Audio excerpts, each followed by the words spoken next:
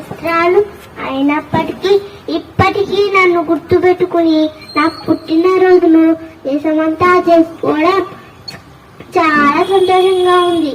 ఇంతలా నన్ను గుర్తు పెట్టుకోవడానికి కారణం నాకు దేశం పట్ల ఉన్న భక్తి, నిన్ను నమ్మి ఆచరించిన సత్యము, అహింసా సిద్ధాంతాలు మరియు సత్యాగ్రహము, సహాయ నిరాకరణ అనే ఆయుధాలే అనుకుంటున్నాను. నన్ను మీరంతా జాతిపితగా ఆరాధించి గౌరవిస్తున్నారు కదా. మరి ఒక తండ్రికి తన ఉన్నతమైన ఆలోచనలు, సిద్ధాంతాలు ఎవరైతే నమ్మి వాటిని ఆచరిస్తారో వారే నిజమైన వారసులవుతారు.